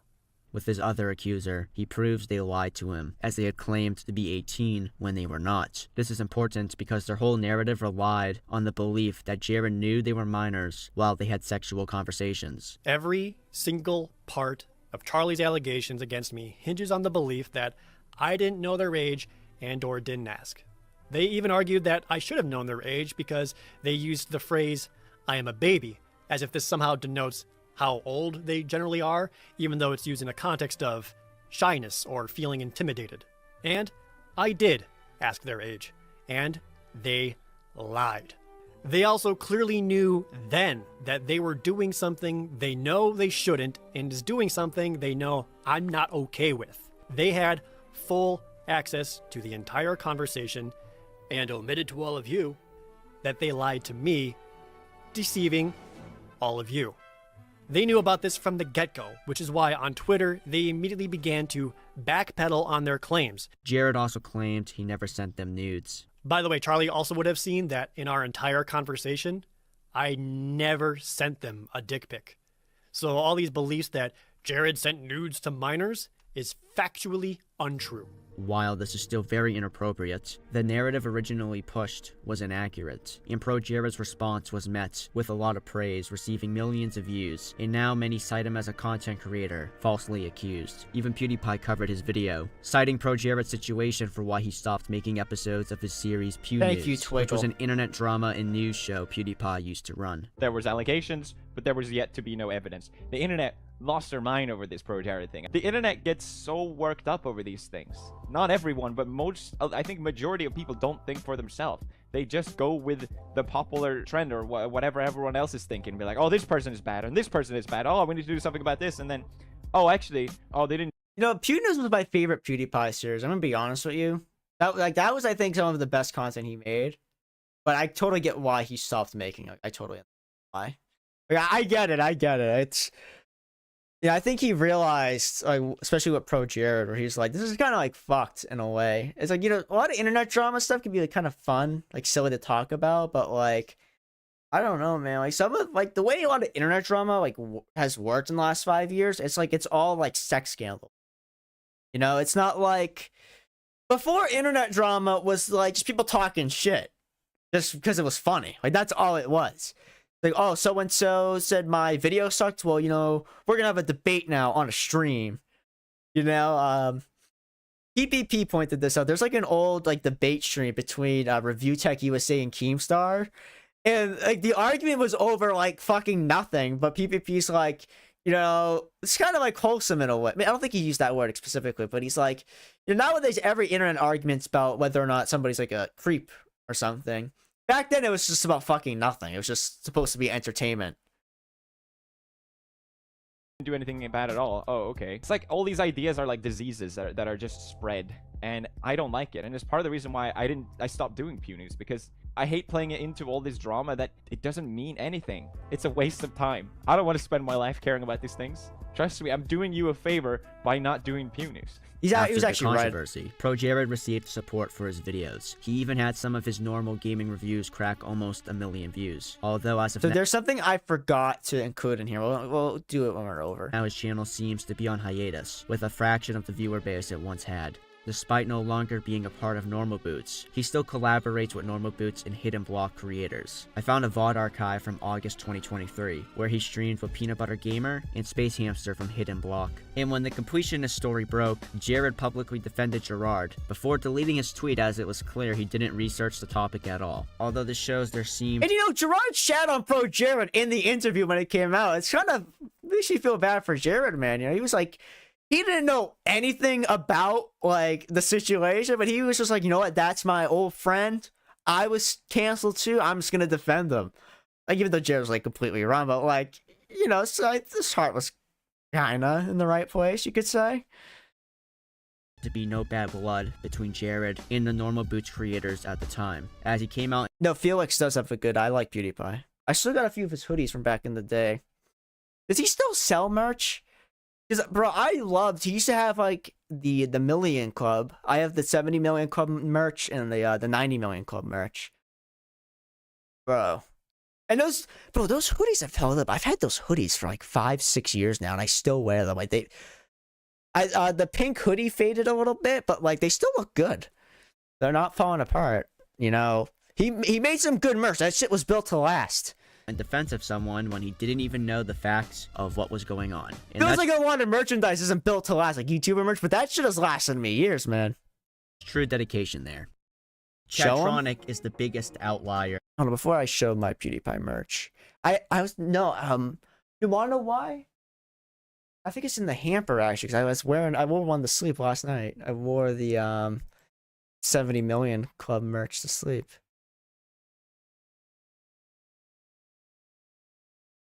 But hold on one second. This is something I forgot to mention for the ProJared part. Is he actually was running another popular channel for a little bit called Now in the 90s. I forgot to mention this. I didn't even know it existed, so my bad. Here is the channel. He stopped running it earlier this year, around the time my video came out. But yeah, no, he was doing this for a while. It's just videos going over video game history in the 90s, like every week for that day. Back 30 years ago, he released a video talking about what happened that day in the 90s. That's a really cool concept for a channel. I think he should have kept doing it. The video seemed to do relatively well. I was doing them like every week. Pretty cool. It's actually a cool concept for a channel.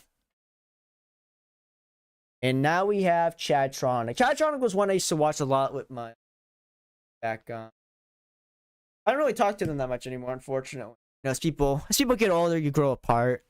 People go in different paths in life. But yeah, me and some childhood friends of mine, we'd always watch Chadtronic videos together. On his, I think on his Wii U. Him and his sister, we'd watch the Chadtronic videos on the Wii U. Like, the Wii U had YouTube, we'd watch them. Good times, good times. But that's like some nice nostalgia, you know? Like he had this nice, cool basement. And Wii U had all of these cool video games. Like me, him, and his sister, we just hang out there for all the time. Back in like middle school or something. Good times, good times. Hope they're all doing well. Haven't really spoken to any of them in a while though. In the normal boots. I spoke to their mom actually not too long ago. I saw them. And Netflix on my Wii. Yeah. You know, it's kind of, that's something like, I'm still a young adult, but like, that's just something that's kind of sucks as you get older. It's just like, you just grow apart from people. You know, it's not even like there was like a big falling out. It's just like you go on like different paths in life. That's just life. But it's just kind of weird because, you know, I mean, I'm only 21. So I never really had to deal with that until maybe the last like 2-3 years. Just kind of sucks. But, you know, you always appreciate the time you got to spend with that person. You may not see them anymore, but, you know, you always get to have the memory of spending that brief moment of time together. And it's a fond memory. That's the way you got to look at things. So you can't really get sad about those types of things. You just got to feel like maybe a little bittersweet about them. Like, oh, that's unfortunate. I don't see that person anymore. That time doesn't exist anymore. But, you know, it's a nice memory. And, you know, I can look forward to new things and make new memories today. It's like a Tyler, the Creator song. Enjoy right now today. Up, in my opinion. While I used to watch videos on the toilet based. yes, he does discuss topics adjacent to video games, he is most well known for doing reaction type content. He finds a funny video, discusses it, and makes jokes. To be clear, this isn't the lazy type of reaction content. These are nicely edited videos. He isn't just putting a face cam in the corner and saying nothing, like people such as Jinx used to do. He garnered a lot of success around the mid-2010s. So much so, Disney XD aired some of his videos on television. They did! They used to have a gaming block, and on this block, they got the rights to certain YouTube videos, and they just aired them on TV. And Chadtronic was one of the creators who they picked. He's had a bunch of side projects over the years, such as Gloop, which was a channel where he was going to discuss Nickelodeon. However, he quickly abandoned it because he was facing copyright issues. The Gloop channel was then rebranded to YoJoyCo, which is a multimedia company Chadtronic runs. In 2018, he launched a comic book under it, and as of right... I like it when YouTubers do this sort of stuff. People always shit on the AVGN for running like that rock band that people say is bad, but you know what? Good for James Rolfe. You know what? You know, I mean, if I was in his position, I probably wouldn't be making like geek, like dad rock. But you know what? Good for him. Let him enjoy himself. Let him just make what he wants to make while he also produces the content that's popular for his channel. Now he's working on a video game. Like some of the other Normal Boots creators, he isn't a JonTron or a ProJared. He's never had some huge scandal Rex that people Viper. still discuss to this very day. However, he's had a Yeah, I'm not gonna like attack or shit on his art, but it's like, even if like you don't like it, it's like I would probably never go out of my way to listen to it, but you know what? I gotta respect it. You know, he built like one of the original, like he's like the original YouTuber in a way. He's like one of the originals. Like he's up there with Fred. You know, Fred. Who else was from that time period? Like iJustine, Smosh. Like he's one of those guys. Like he's, you're like, when we're talking about like the history of YouTube in 50 years, people are gonna still be talking about James Rolfe. Like 100 years later, we still talk about like Charlie Chaplin or whatever. People are gonna still be talking about James Rolfe. Like he's that important to like the history of like online video like itself. So you know what? Good for him on making dad rock music, parodying like 80s metal music and singing about video games. You know, good on him. Unironically, I respect it. I respect it. Were the drama-esque moments. In 2019, YouTube closed his comment section. At the time, the platform was having serious issues with pedophilic content, specifically in the comment sections, and this became a huge controversy. So they shut down a bunch of comment sections until they could figure out a better solution. Chadtronic was upset about this, and he felt the situation was being abused by companies to try and get lower ad rates. And also, just so you know, advertisers will not typically pull out just because it's part of the moral high ground. They pull out so that when they want to come back, they can try to get lower advertising rates. That's the real reason. I mean, they could always say it's for the moral reason that they say, but not necessarily always. It's basically just a system of everyone trying to take advantage of everyone else. In 2020, he was featured in mainstream media articles on YouTube's new child-friendly rules, which put channels like his at risk. As while he discusses media children like, he isn't a channel that targets a young audience. He's a channel for people nostalgic about the 90s. So like, yeah, he talks about Pokemon, but his content isn't made for children. It's made for man-children. And that's not an insult at him. Like he calls himself like a man-child. That's not even an insult at him. Like that's just like his brand. It's like, yeah, I'm like a man-child. Who cares? Agree holding his content to the same standard as Baby Shark is unfair. While he was collaborating with Normal Boots creators years ago, dating at least as far back as 2016, he didn't join Normal Boots until 2021, and he's still a part of whatever remains of it. As of writing this, the Normal Boots website just shows a few t-shirts. Yeah, we went over this at the beginning of the stream. The Normal Boots website, it just brings you to like a GoDaddy website. Like you can't even buy the t-shirts anymore. Pre-order. No hosting of any type of video content or community. I checked out a few of the channels that are still connected / associated with Normal Boots, in that once iconic intro no longer plays at the beginning of the video, nor did I see any mention of Normal Boots in the description. The Normal Boots X account is still active, although they only seem to retweet DidYouKnowGaming. Websites like Normal Boots are a thing of the past, it seems. You don't need to create your own website to run ads on your videos. You can just upload to YouTube and run ads once your channel meets the monetization requirements, which aren't super hard to meet. And you'll get more views and make more money. Yeah, it kind of sucks, like the monetization requirements, because sometimes I'm like, I want to make like another channel and do something else. But it's like, I gotta do that like for free for a while and like work to get monetization. But it's not impossible. Like if you want to get monetized, like it's not too hard. Like if you, anybody here, if like you want to make videos and you have like some video skill, like if you just like work at it for like, maybe like a month or two, probably do it. Maybe like 3 months, you pull it off. Your content this way instead. It also doesn't help that Normal Boots lost their biggest star years ago, and multiple of their top creators got into massive public scandals. So I don't know if Normal Boots will relaunch once again. Judging by its history, it might, but with each passing year, the need The Lindy effect for its existence becomes less and less important. And the super thanks and the super chat if you enjoyed it. If you enjoyed the stream, you send the super chat. I might hang out for another few minutes. Is there anything else in my docket? No, I think we got everything. I made the few corrections I wanted to make. I found that comment from somebody who worked on the Normal Boots game, who left some comments, and we read those. And yeah. But yeah, so that was the video. It's got a huge resurgence recently. I'm very thankful to God and for all you guys for watching the video. And I just wanted to come on stream to talk about it a little bit, hang out, give a little. I guess this was kind of like a director's commentary. Yeah, 1 year anniversary. It's not even like a year old. Like, I think 10, 11 months old. But I'm like, you know what? Why not? I'll go live for a little bit. I don't know. Like, I've been wanting to stream again, but I just don't like have any. I don't know. It's like, I feel like to be a streamer, you have to be like locked in, like a community or something. And I mean, I'm sure I could do well if I started covering like drama stuff every day, but it's like, I just don't care.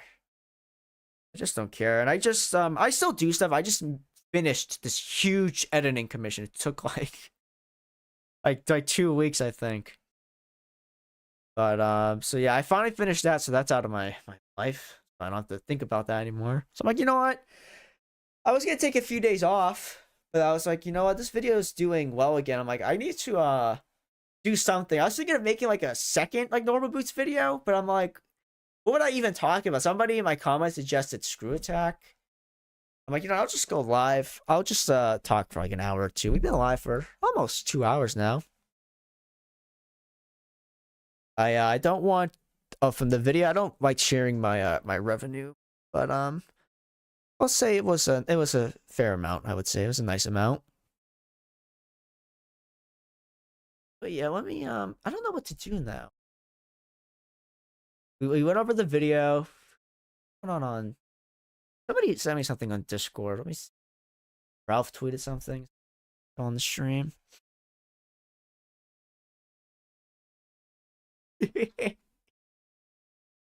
I'm not gonna show that on the stream, but that is really funny.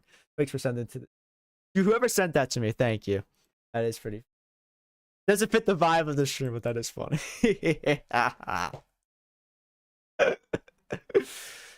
But yeah, let me put on a little music. Where is my my Christmas music? I'll stay for another like 5-10 minutes. If you did enjoy the stream, you want to support, send a super chat. You can. It's greatly appreciated. Someone through Streamlabs. That is kind of the more preferred way, because it's just easier for me to get the money because it just goes directly to my PayPal. But the YouTube one's totally, I'll totally accept it. I'm very appreciative of everybody who's ever sent me any amount of money to support what I do. Yeah. Yeah, I'm on my DSP. So we've been live for this long, and I like how DSP like calculates, like in the back of his mind, he's calculating like, I think what DSP does when he streams is like he treats it like it's like an per hour job. So like if he's not making like a minimum of like $20 like every hour he streams, like that's when he starts talking about money to get. I think that's what he does. I think that's why he always is like begging, quote unquote, constantly. I think he's like tracking like how much money he thinks he should be making, and when he's not doing that, that's when he starts talking about it. But yeah, it's just that's just how he is. Mr. Darkside Phil. Darkside Phil. Where is my my music?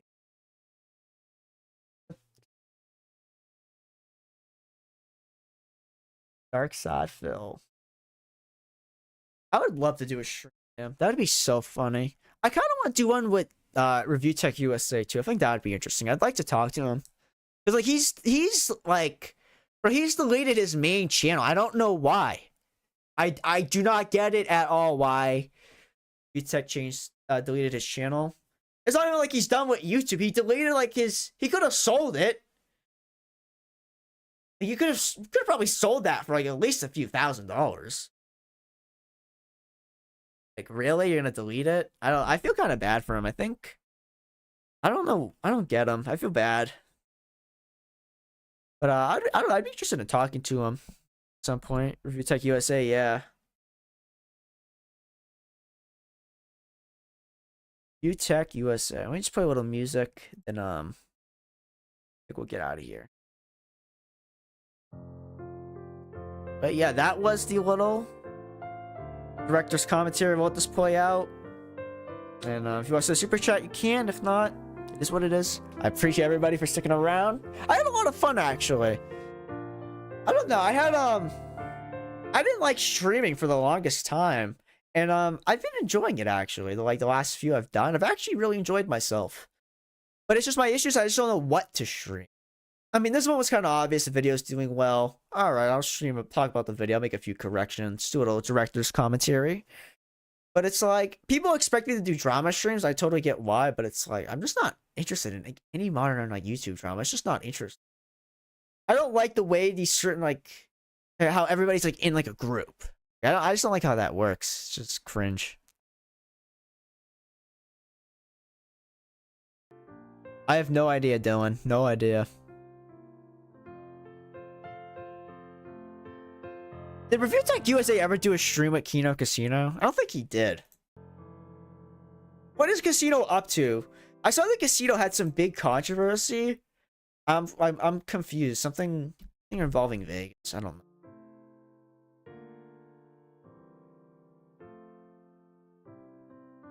But yeah. All right. Thoughts on the Ludwig stuff? What happened with Ludwig? I saw, didn't he leave Twitch?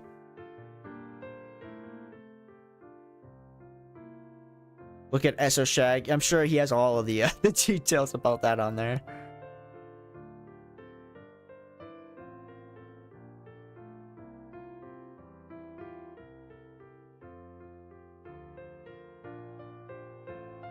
But yeah. Alright, I think we're done. Yeah, thank you guys for watching. I greatly appreciate it. 07s. If you're, I'm thinking I'm gonna leave this VOD up. If you enjoyed this, you can also send a few super thanks to there. Yeah, peace out. Oh, I gotta take that off. Whoops. Stream's over. Oh yeah, no, hold on. We gotta talk about this. Hold on. Pause. Yeah, Ms. Kip, I saw that. Actually, yeah, Ms. Kip said Ludwig made him feel, a certain way. Not gonna say it because of, monetizations. The exact word. But yeah, I did see that. I'm interested in the Ms. Kip video. I might actually go live to cover that, like when he releases that video. Because I don't know, it seems because I feel bad because I think I covered that actually because he was accused of covering up SA, but then there's like a lawsuit and apparently it just wasn't true. Very I don't know. People need to be more. I think be more is empathetic. The word I want to use. Like people need to be. I don't know. People like report things. They need to be like more like considerative. I would say. I'll just say that much. All right. Peace out.